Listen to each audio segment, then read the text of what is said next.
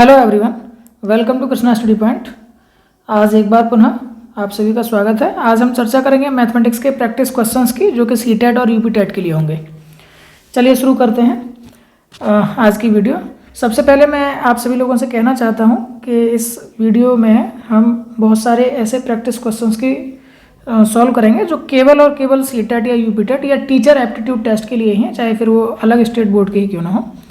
तो इस तरह से आप टीचर्स एलिजिबिलिटी टेस्ट के अंतर्गत आने वाले मैथमेटिक्स पार्ट के केवल और केवल मैथमेटिक्स पार्ट के क्वेश्चंस को देखेंगे। ठीक है, केवल और केवल हम मैथमेटिक्स की बात करेंगे। चलिए आज की वीडियो को शुरू करते हैं। जो भी चैनल पर नए हैं तो एक बार चैनल को सब्सक्राइब कर लें, साथ ही साथ बेल आइकन जरूर दबा लें, जिससे नई वीडियोज़ आपको मिल सके।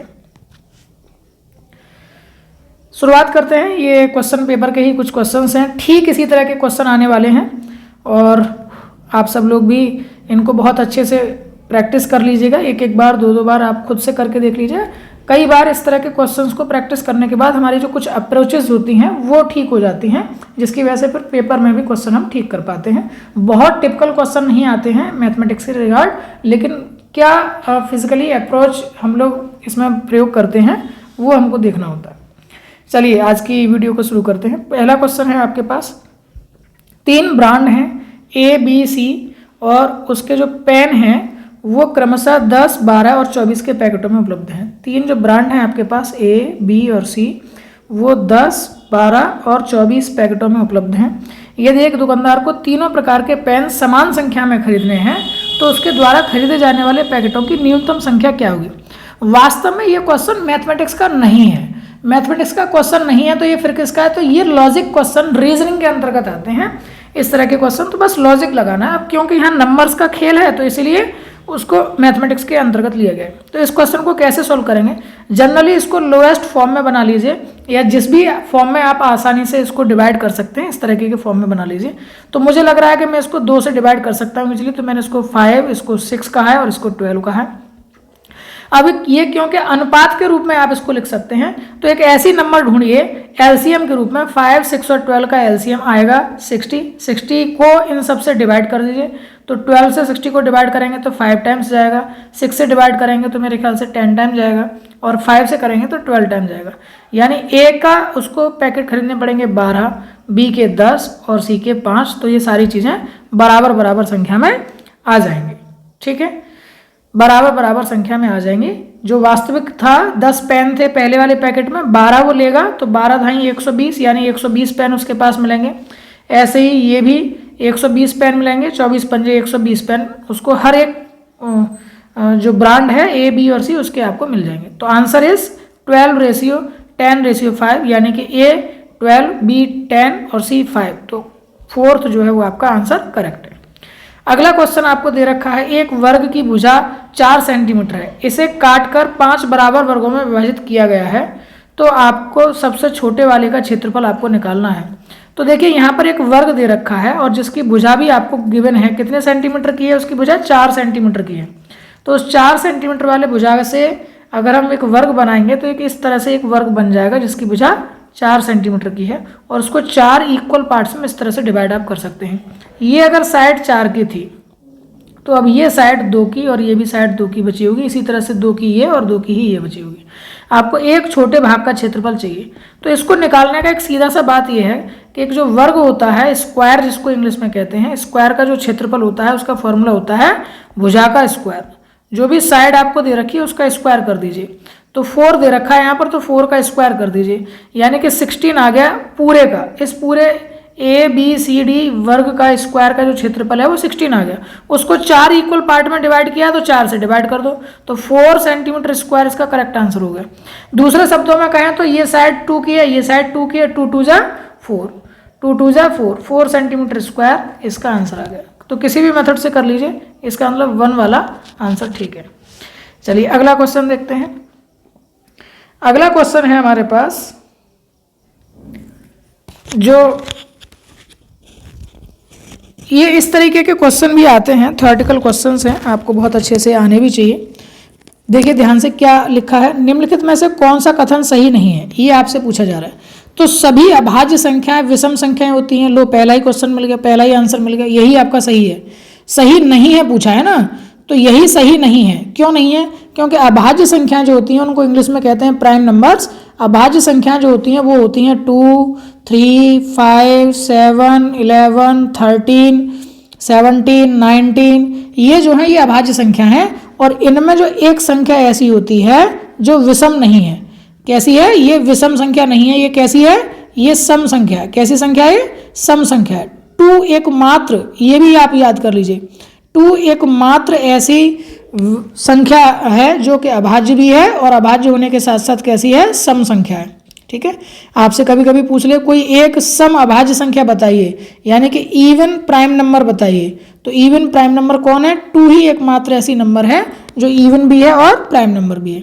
अब उसने कहा था सभी, अगर ये सभी वर्ड इसमें नहीं लिखता तो फिर बात अलग हो जाती। सभी लिखा है उसने कि जितनी भी अभाज्य संख्याएं होती हैं वो सभी विषम होती हैं, तो ये बात गलत हो गई, क्योंकि 2 एक ऐसी अभाज्य संख्या है जो विषम नहीं होती है। चलिए अगले क्वेश्चन पर देखते हैं जरा। अगला क्वेश्चन है आपके पास, वह संख्या जो 1 से 10 दोनों सम्मिलित हैं, 1 भी सम्मिलित है और 10 भी सम्मिलित है, से विभाजित होती है, वो संख्या चाहिए। अब देखिए कुछ इस तरह के जो क्वेश्चंस आते हैं उसमें अगर आप मैथमेटिक्स ढूंढने की कोशिश करेंगे तो हो सकता है आप आंसर भी ना निकाल पाएं और बहुत सारा टाइम निकल जाए। हमको सिलेक्शन लेना है तो ऐसी जगह पर एक अप्रोच हमारी ये रहनी चाहिए कि हमको हिट एंड ट्रायल मेथड का यहाँ पर प्रयोग करते हुए आंसर ढूंढना है। आपको पता है कि 10 में 3 से डिवाइड नहीं होगा, जब 10 में ही 3 से डिवाइड नहीं होगा तो 100 में भी नहीं होगा। और उसने कहा है कि एक ऐसी नंबर जिसमें 1 से भी डिवाइड हो जाए, 2 से भी हो जाए, 3 से भी हो जाए, 4 से भी हो जाए, 5 से भी हो जाए, 6 से भी हो जाए, सारी नंबर 10 तक सबसे डिवाइड उसमें हो सकता है, वो ये कह रहा है। ठीक है, अब बात आती है केवल ये 2 नंबर की, 604 और 2520। 604 में आप देखेंगे कि पीछे इकाई का अंक 4 है, अगर मैं इसको 5 से भाग करना चाहूँ तो ही नहीं होगा। ठीक है, 3 से भाग करना चाहूँ तो भी ये डिवाइड नहीं होगा, तो इसका अंदर 604 भी गलत उत्तर है। तो अब अकेला एक ऑप्शन बचा आपके पास 2520, this is the right answer. और काइंडली और इन्फॉर्मेशन, ये एक अद्भुत संख्या कहलाती है और इस अद्भुत संख्या को खोजा था रामानुजन ने। ठीक है, इसलिए इसको रामानुजन संख्या भी कहा जाता है। और इसके बारे में एक और भी कुछ किंवदंतियाँ प्रचलित हैं, वो आप हमारे दूसरे चैनल मैथ्स मैजिक पर जाकर के देखिएगा, कुछ ही दिनों में वहाँ पर भी वीडियोस आपको देखने को मिल जाएगी। चलिए अगला क्वेश्चन देखते हैं। आयशा के पास केवल 5 और 10 रुपए के सिक्के हैं। ठीक है, आयशा कोई लड़की है, उसके पास 5 रुपए के और 10 रुपए के सिक्के हैं, और क्या करना है, यदि उसके पास सिक्कों की कुल संख्या 25 है, यानी 5 रुपए के कुछ सिक्के हैं, मैंने मान लिया कि वो जो सिक्के हैं 5 रुपए के वो उसके पास x सिक्के हैं। ठीक है, और जो 10 रुपए के जो सिक्के हैं वो y सिक्के हैं, तो कुल मिलाकर के जो सिक्के हो जाएंगे x प्लस y, वो संख्या हो गई है 25। ठीक है, तो 5 रुपए के सिक्के हैं x, तो उनका मल्टीप्लाई आपको करना पड़ेगा। जैसे हम ये कहते हैं 2-2 रुपए के मेरे पास 4 सिक्के हैं, तो मेरे पास कुल रुपए कितने हैं, कैसे निकालता हूँ मैं, तो 4 सिक्कों को 2 से गुणा करके 2 × 4 यानी 8 रुपीज़। तो ठीक इसी तरह से हम यहाँ पर मल्टीप्लाई करेंगे कि x जो सिक्के हैं वो 5 के हैं, प्लस 10 के जो सिक्के हैं वो कितने बचे, फिर 25 में से x माइनस कर दीजिए, 25 में से x को माइनस कर दीजिए। ये अब धन बन गया, ये अब रुपए बन गए, ये अब मूल्य बन गया, ये अब अमाउंट बन गया, यानी 5x रुपीज़ तो वो अमाउंट है जो 5-5 के सिक्के को मिला के है, और ये अमाउंट वो है जो 10-10 के सिक्के मिला कर है, और टोटल अमाउंट वो बताया है कि 160 रुपये। तो अलग अलग सिक्कों की संख्या चाहिए, बस इसको सॉल्व कर लीजिए। ये आपके पास इक्वेशन बन गई है 5x + 250 माइनस के 10x = 160। इसको सॉल्व करना आपको बहुत अच्छे से सिखाया है हमने बेसिक मैथ में। आप ये 5x हैं, ये माइनस के 10x हैं, तो माइनस के 5x बचेंगे। ठीक है, इधर 250 लिखा ही हुआ है, इधर इक्वल में 160 लिखा हुआ है, तो 160 को इधर ले जाओ, 5x को इधर ले जाओ, तो इधर प्लस का हो जाएगा, 160 इधर जाएंगे, माइनस हो जाएंगे 250 में से, तो 90 बचेगा। यानी कि क्या बचेगा आपके पास, 90 बचेगा। 90 = 5x, और 5 से डिवाइड कर दीजिए 90 को, तो 18 आ गया x की वैल्यू।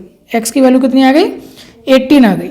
अब आप निकाल लीजिए, यानी कि 18 सिक्के तो किसके थे, 5-5 वाले थे, और शेष सिक्के 25 में से 18 को घटा दीजिए, तो 7 सिक्के जो थे वो उसके कितने थे, 10-10 के थे। तो पहला जो है आपका राइट आंसर हो गया। 35 का क्या है, पहला आंसर आपका सही है। 18 सिक्के किसके हैं, 5-5 के हैं, और 7 जो सिक्के हैं वो किसके हैं, 10-10 के हैं। ठीक है, अगला क्वेश्चन देखिए। ये देखिए बहुत अच्छे क्वेश्चन है भाई, आप लोग इनको भी कर सकते हैं। 17.5 into 3 minus 21 divided by 7 minus 3 into 12.5, इस तरीके के क्वेश्चन बॉडमास रूल के कहलाते हैं। बॉडमास कंसेप्ट को भी हमने बहुत अच्छे से समझाया है बेसिक मैथ में, उसको आप देख सकते हैं। ब्रैकेट है, ऑफ है, डिवाइड है, मल्टीप्लाई, एडिशन और सब्ट्रैक्शन, तो यहाँ 4 ही चीज़ें हैं, तो 4 चीज़ों का अप्लाई करेंगे। सबसे पहले करेंगे हम डिवाइड, डी फॉर डिवाइड। तो यहाँ दिख रहा है आपको कि 7 का डिवाइड यहाँ 21 में, तो इसको पहले कर लीजिए। 17.5 इंटू 3 माइनस 3 बचा, ठीक है, फिर माइनस का 3 इंटू 12.5। अब आपको देखना है मल्टीप्लाई, तो मल्टीप्लाई यहाँ भी है और यहाँ भी है, तो इन दो जगह मल्टीप्लाई है, इन दोनों जगह का मल्टीप्लाई आप कर लीजिए, ठीक है। तो दोनों जगह का आप मल्टीप्लाई करेंगे तो 3 5 से 15 और 51 और 52 हो गया, ठीक है। माइनस 3 माइनस इसको भी करेंगे ऐसे ही, तो 37.5 आ गया, ठीक है। अब इसको आप प्लस कर लीजिए और फिर माइनस कर लीजिए। 52.5 माइनस ये आपका हो जाएगा 37 एंड 3 40.5। अब इसमें से इसको माइनस करेंगे तो 12 आपको सीधा सीधा दिख रहा है, तो ये आपका राइट आंसर हो गया, ठीक है। तो क्या इसमें कंसेप्ट क्या था, अप्रोच क्या थी, केवल बॉडमास की एक अप्रोच थी। डिवाइड पहले करना है, फिर मल्टीप्लाई करना है, फिर एडिशन, फिर सब्ट्रैक्शन। इतनी देर लगेगी नहीं, जब आप इस टाइप के क्वेश्चंस को बार बार प्रैक्टिस करेंगे तो कैलकुलेशन आपकी फास्ट हो जाएगी, ठीक है। चलिए आगे वाला एक क्वेश्चन देखते हैं। अब यूकेलिप्टस के हैं, एक बाग के वृक्षों में नीम के वृक्ष हैं 1/6, ठीक है। नीम के वृक्षों की संख्या 1/6 भाग है। आधे वृक्ष जो हैं वो अशोक के हैं और शेष जो है वो यूकेलिप्टस के हैं। यदि नीम के वृक्षों की संख्या 5 है, ठीक है, तो बाग में यूकेलिप्टस के कितने वृक्ष हैं ये आपको पता करना है। तो देखिए इस क्वेश्चन को करने के कई तरीके हैं। एक तो है XYZ मान करके किया जाए कि पूरे बाग में मान लीजिए X जो है ट्रीज हैं और उसमें से X/6 जो हैं वो आपके नीम के हैं, नीम के ट्री हैं, ठीक है, और X/2 जो हैं वो आपके अशोक के हैं और शेष जो रिमेनिंग बच गए हैं यानी X minus X/2 minus X/6 वो किसके हैं, वो यूकेलिप्टस के हैं, ठीक है। और X/6 के बराबर 5 दे रखा है आपको, यहाँ से सीधी सीधी वैल्यूज निकल आएगी। तो इसको करने की बजाय अप्रोच क्या होनी चाहिए, अब कंपटीशन में जब हम बैठे हैं तो इतना काम ना करके थियोरेटिकल इतने पार्ट को हम ना करेंगे, बल्कि किस तरीके से सॉल्व करेंगे फिर इसी क्वेश्चन को अप्रोच हम बदल देंगे। हम हिट एंड ट्रायल मेथड से बात करेंगे, ठीक है। हिट एंड ट्रायल मेथड को भी कैसे लगाएंगे, आपको ये दे रखा है कि नीम के वृक्षों की संख्या है 5 और वो टोटल वृक्षों की संख्या का 6ठा भाग था, तो वो बराबर 5 है, यानी कि कुल बाग में जो पेड़ हैं वो 30 पेड़ हैं, ठीक है। 5 आपको पता चल गया है नीम के हैं, आधे जो है पता चल गया आपको अशोक के हैं, यानी कि 15 जो है इसके अशोक के पेड़ हो गए, 5 जो है किसके हो गए थे, नीम के हो गए थे, 20 तो यही हो गए। तो बचे हुए कितने पेड़ बचे यूकेलिप्टस के, 10 बचे, तो 10 जो है वो इसका राइट आंसर हो गया, ठीक है। तो इस तरीके से आप कर सकते हैं। यहाँ भी ये इक्वेशन बन गई, इसको सॉल्व करने में हो सकता है आपसे गलती हो जाए, ठीक है, इसको सॉल्व करने में हो सकता है आपसे गलती हो जाए, तो इसको आप सॉल्व ना करके आप क्या करेंगे, सीधा हिट एंड ट्रायल मेथड करेंगे कि X/6 6वां भाग जो नीम के पेड़ थे वो 5 आपको दे रखा है और इसके हिसाब से X यानी जो टोटल पेड़ थे हमारे वो 30 आ गए, उसका आधा अशोक के पेड़ है यानी 15 पेड़ अशोक के हो गए, 15 अशोक के हैं, 5 नीम के हैं यानी 20 पेड़ तो ये हो गए, तो बचे हुए 10 जो पेड़ हैं वो आपके यूकेलिप्टस के हो गए। चलिए नेक्स्ट क्वेश्चन को देख लेते हैं एक बार। एक रेलगाड़ी दिल्ली से 29 अगस्त 2019 को 16:30 बजे प्रस्थान करती है, ठीक है। 16:30 का मतलब हो जाता है 4:30 PM, ठीक है। ये बात कर रहे हैं हम 29 अगस्त की, और अपने गंतव्य पर 31 अगस्त को, बात हो रही है अब 31 अगस्त को, और अपने गंतव्य पर 31 को 8:45 पर पहुंचती है, यानी कि ये सुबह के 8 बज रहे हैं, 8:45 AM हो गया। तो इस यात्रा का जो कुल समय है वो कितना होगा ये आपको पता करना है। तो सबसे पहली बात 29 के बाद 30 अगस्त तक केवल सीधा सीधा कागज कलम चलाइए बस। 30 अगस्त 4:30 PM तक 24 घंटे हो चुके होंगे, ठीक है, 24 घंटे ये हो चुके हैं।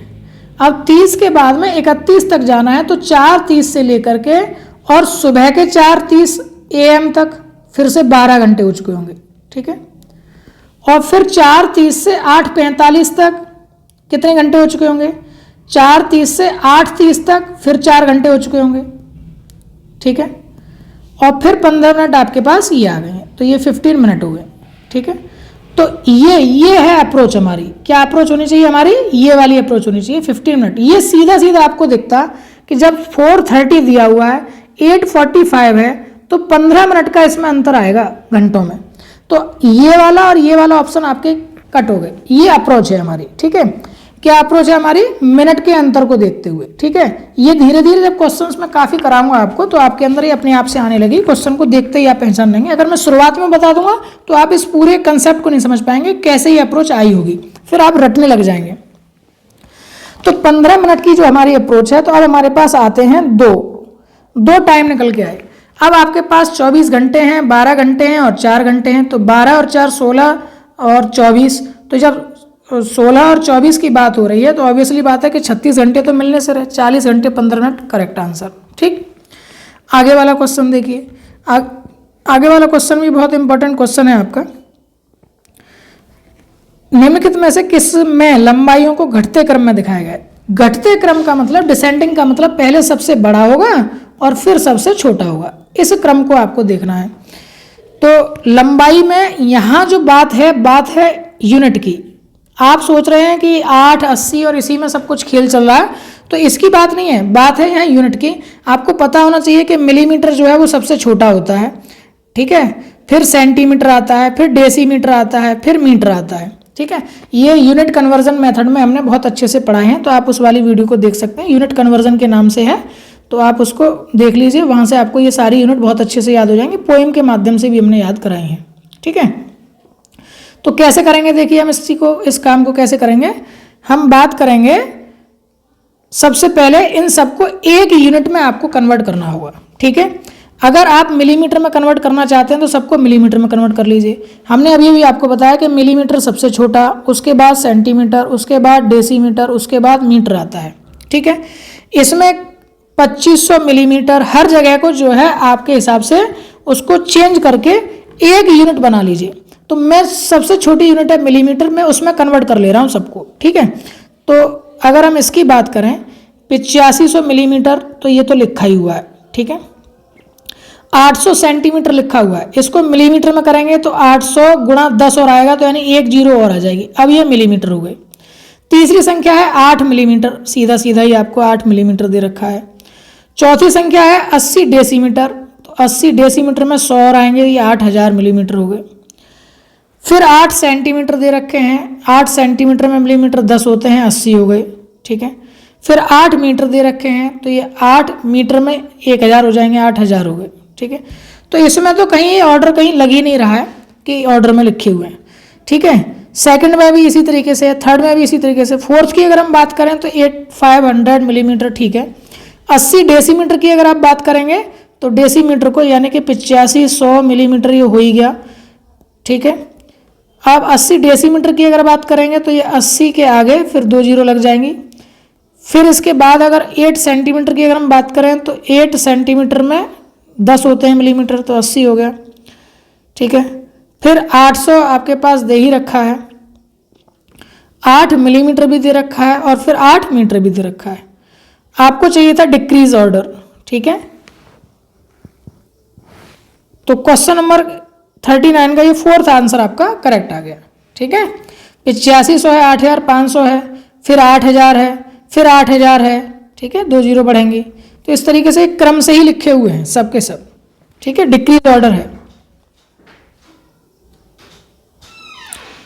चलिए इसके बाद आगे बढ़ते हैं। नेक्स्ट क्वेश्चन देखिए आपकी स्क्रीन पर। एक 180 सेंटीमीटर लंबी तार को एक आयत का रूप दिया गया है। ध्यान दीजिएगा, एक 180 सेंटीमीटर लंबा तार है जिसको एक आयत बना दिया गया है इस तरीके से, ठीक है। इस आयत का मतलब ये लंबाई, ये लंबाई, ये लंबाई और ये लंबाई, ये चारों लेंथ मिलाकर के कितनी है? 180 सेंटीमीटर है। यदि इस आयत की चौड़ाई 30 सेंटीमीटर है, ये 30 सेंटीमीटर आपको दे रखी है, तो ये भी कितनी होगी? 30 सेंटीमीटर होगी। यानी 30 30 60, तो यही घट गया। 60 आप घटाओगे तो 120 ये बचा।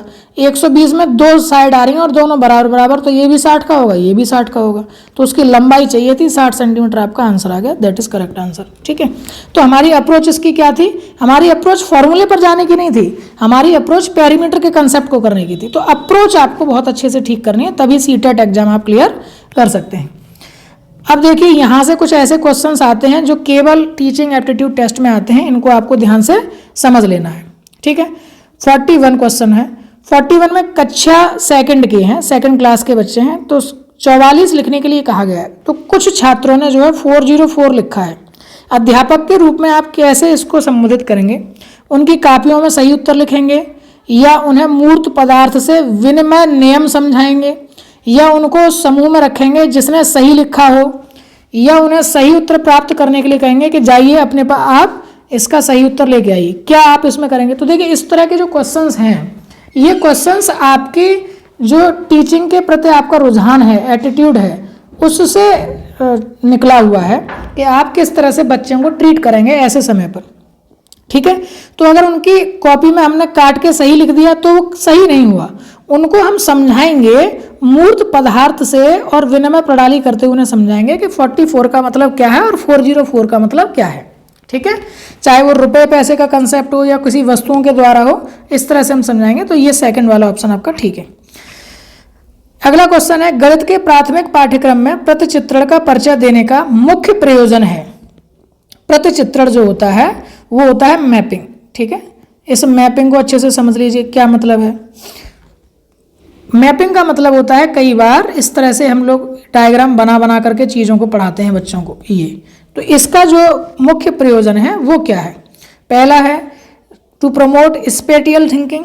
ठीक है, यानी त्रिविम विचार क्षमता को प्रोत्साहन देने के लिए, यानी कि वो बढ़ चढ़कर सोच सकें, 3D शेप में सोच सकें, इस तरीके से। ठीक है, दूसरा है आनुपातिक, तीसरा है विषय को सरल और रुचिकर बनाने के लिए। ठीक है, तो इसमें ए वाला भी ठीक है और आनुपातिक विवेचन भी ठीक है। विषय को सरल या रुचिकर बनाने के मतलब से नहीं है ये, वरना तो हम सारा ही काम फिर इसी से करने लग जाएंगे। संख्याओं की नीरसता को समाप्त करना ये भी ठीक नहीं है। मुख्य जो प्रयोजन है वही दोनों हैं, एक तो त्रिविमीय विचार उनके अंदर आने चाहिए, क्षमता आना चाहिए, और आनुपातिक विवेचन वो करना आना चाहिए उनको, किस अनुपात में क्या चीज़ें चल रही हैं, उसके लिहाज से हमने मैपिंग को इसमें दिया है। तो ए और बी आपका थर्ड वाले में है, तो ये आपका करेक्ट उत्तर है। ठीक है, चलिए नेक्स्ट स्लाइड देखते हैं। ये थर्ड इसका आंसर हो गया। एनसीएफ राष्ट्रीय पाठ्यचर्या बहुत इंपॉर्टेंट है, आप इसे पढ़ सकते हैं। 2009 और 2005 दो है। 2005 के अनुसार निम्नलिखित में से कौन से विषय प्राथमिक विद्यालय में गणित पाठ्यक्रम का भाग नहीं है? बहुत अच्छे से आपको आना चाहिए। तो देखिए प्राथमिक में टाइलिंग है, सममिति है, पैटर्न है, रेशियो नहीं है, ये नहीं है प्राथमिक विभाग में। ठीक है, प्राथमिक विद्यालय में हम ये अनुपात नहीं बच्चे को पढ़ाएंगे, केवल क्या है टाइलिंग करना सिखाएंगे, सिमेट्री सिखाएंगे एंड पैटर्न बनाना सिखाएंगे। ठीक है, 44 की अगर हम बात करें तो क्वेश्चन नंबर 44, सूत्र का प्रयोग किए बिना अध्यापक निम्नलिखित में से किन साधनों या शिक्षण अधिगम सामग्री का प्रयोग यह दर्शाने के लिए कर सकता है कि विभिन्न आयामों वाले दो आयतों का क्षेत्रफल समान हो सकता है। अलग अलग आयामों वाले दो आयत हैं और उनका क्षेत्रफल समान हो सकता है, यानी एक तरह से ये समझ लीजिए कि ये 3 का है, ये 4 का है, एक तो ये बना दिया और फिर एक ठीक इस प्रकार से भी बना दिया कि ये 4 का कर दिया और ये 3 का कर दिया, या कुछ और इसी तरीके से मान लीजिए ये भी 4 का, ये भी 4 का, इस तरह से बना दिया। तो दो रूप उसने बना दिए, एक हॉरिजॉन्टल एक वर्टिकल।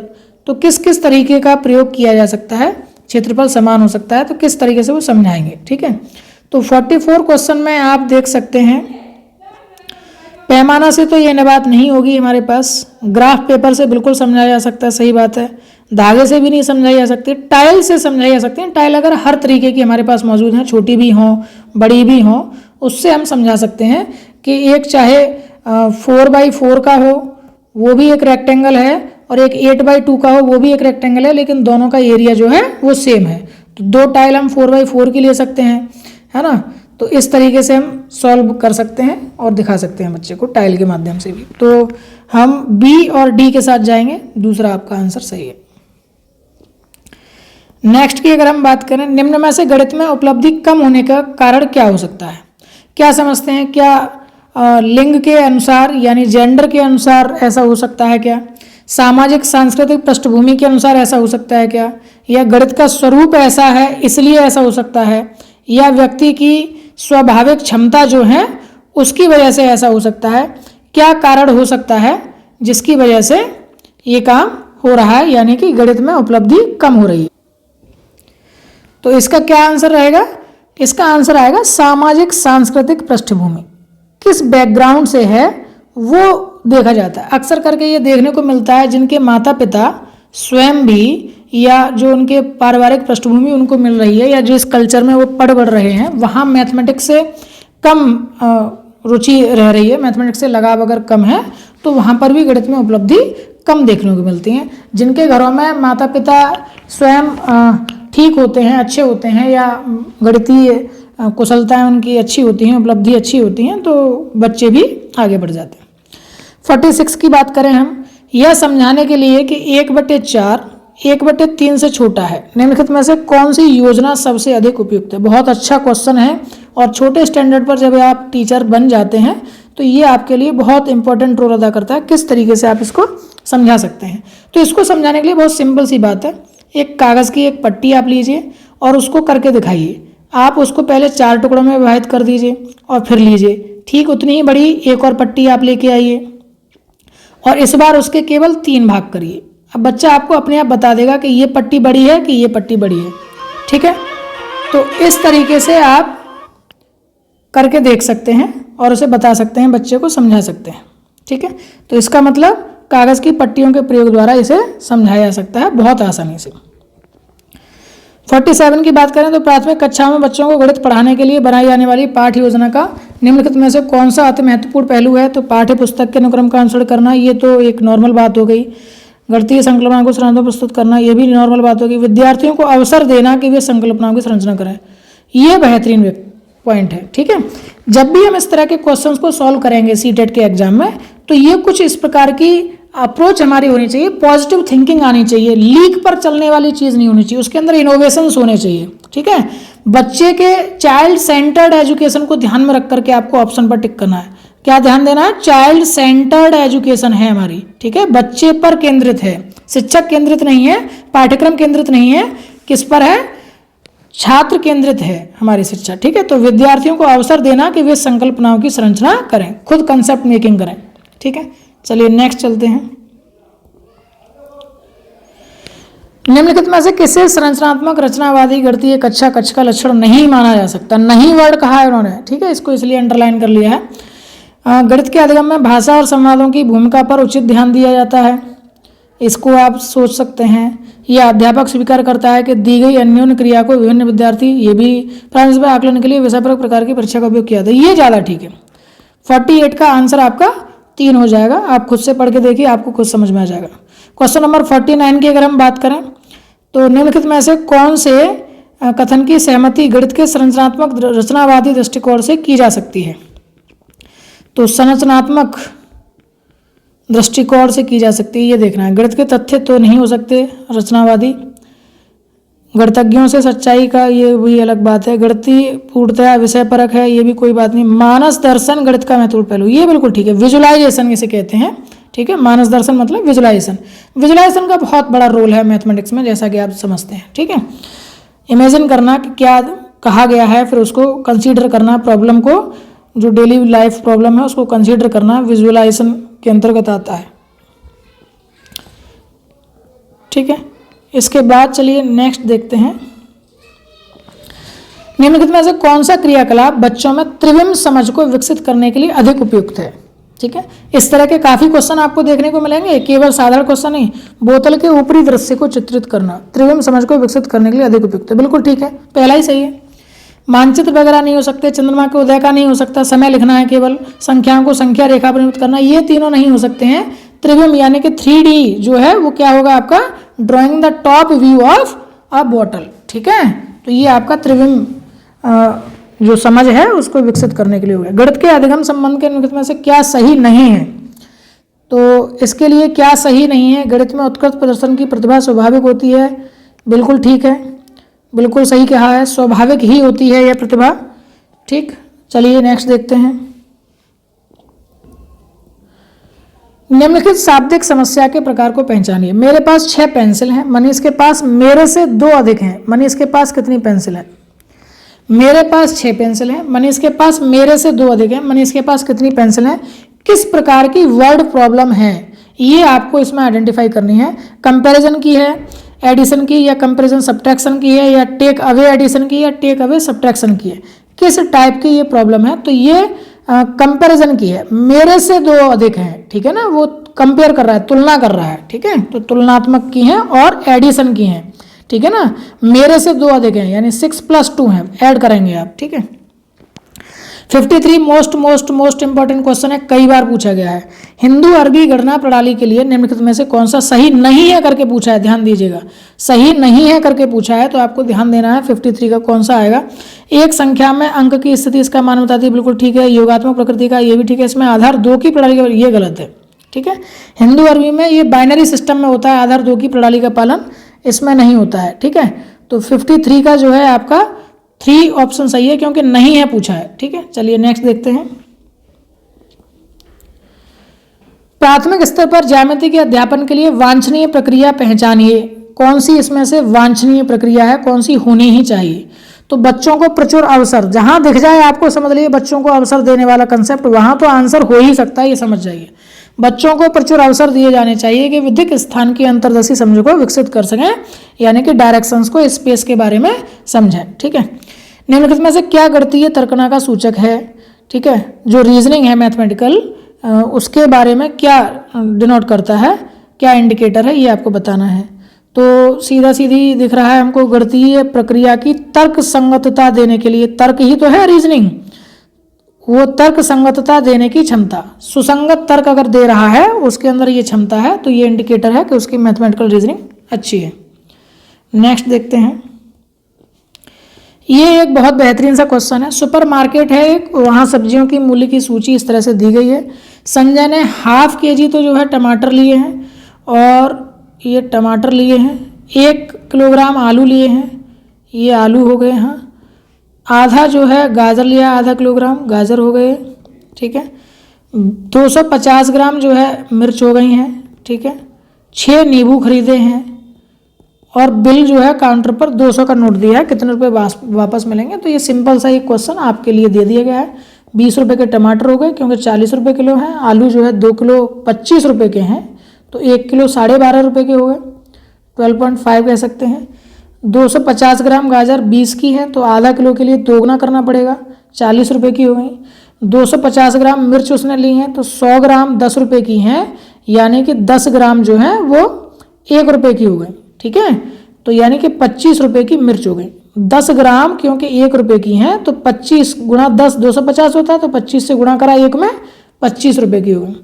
6 नींबू चाहिए, तो 4 जो नींबू हैं वो 10 रुपये के हैं। 6 नींबू चाहिए, यानी कि 2 नींबू कितने के आएंगे? 5 के, और 2 तिया 6 होता है, तो 5 तिया 15 रुपये के नींबू हो गए। इन सबको आप ऐड कर देंगे तो आपके पास आंसर आ जाएगा 87.5 रुपीज़, ठीक है। 40 20 60 तो यही हो गए, ठीक है ना। तो इस तरीके से आप इसका आंसर निकाल लीजिए, कर लीजिए, कोई प्रॉब्लम नहीं आएगी। नेक्स्ट देखते हैं।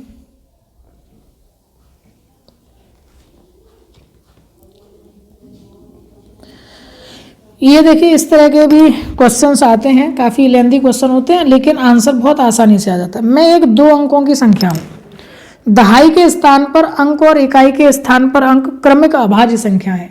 अंकों का योग 3 और 4 का गुणज है, ठीक है।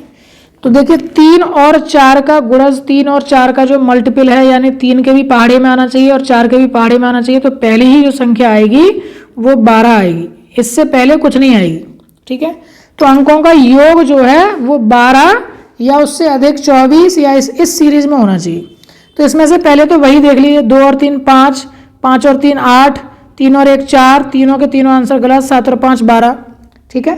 यहीं से आपको पता चल गया कि कौन सा आंसर सही है। पहला आंसर सही है 57। ठीक, तो इस तरीके की अप्रोच आपकी होनी चाहिए, डायरेक्ट आप आंसर दे सकते हैं। ठीक है, अगले बात करें हम क्वेश्चन की, तो क्या आएगा अगला, पढ़ लीजिए जब तक। पहला आंसर ठीक है इसका। एक रेलवे स्टेशन पर कार पार्किंग की पार्किंग दर निम्न रूप से चित्रित की गई है। ठीक है, 2 घंटे तक आप 50 रुपये देंगे, 2 से 5 घंटे 75 रुपये, 5 घंटे के ज़्यादा है तो 8 घंटे तक प्रति अतिरिक्त घंटा। ठीक है, 8 घंटे तक प्रति अतिरिक्त घंटा ₹10, यानी 75 रुपये तो चाहिए चाहिए, और अगले 3 घंटे के लिए 10 रुपये प्रति घंटे के हिसाब से चाहिए। 8 घंटे से ऊपर और 12 घंटे तक हैं तो 150 रुपये आपको देने हैं, और 12 घंटे से ऊपर और 24 घंटे तक हैं तो 250 रुपये आपको देने होंगे। राजीव ने अपनी कार को 7 AM पर पार्क किया है और उसे उसी दिन ही लेने के लिए बस 4:30 PM पर आ गया है। तो कितने घंटे हो गए भाई, 7 से लेकर के और 12 बजे तक तो 5 घंटे तो यही हो गए। ठीक है, 5 आवर हो गए, और 4:30 तक 4.5 घंटे ये हो गए, तो कुल मिलाकर के 9.5 घंटे हो गए। ठीक है, तो 8 घंटे से ऊपर की बात हो रही है, 150 रुपये इसका सही आंसर हो गया। क्लियर है वाली बात। चलिए इससे आगे की बात करते हैं। आरोही क्रम में व्यवस्थित करने पर निम्नलिखित में से कौन सी संख्या तृतीय स्थान पर होगी। आरोही का मतलब असेंडिंग, असेंडिंग का मतलब बढ़ते हुए, सबसे पहले छोटा होगा फिर उससे बड़ा होगा, इस तरीके से छोटे से बड़े की ओर बढ़ते हुए आपको लिखनी होगी। तो देखिए 7.07, 7.70, इस तरीके से संख्याएं आपको दे रखी हैं, तो तृतीय स्थान पर कौन सी आएगी। तो इनमें सबसे छोटा ढूंढो, सबसे छोटा सभी 7 दशमलव ही हैं, 0.77 है। ठीक है, सबसे छोटा 0.77 हो गया। इसके बाद अब 7 दशमलव के बाद की बात कर रहे हैं, तो 7.07 और 7.007, तो 7.007 है ये आपका और छोटा हो गया, तो 7.007। ठीक है, और तीसरे नंबर पर आ गया 7.07, तो तीसरे नंबर पर 7.07 यानी थर्ड वाला आपका आंसर ठीक है। क्वेश्चन नंबर 60 की अगर हम बात करें तो एक 5 अंकों की संख्या में दहाई के स्थान का अंक 8 है।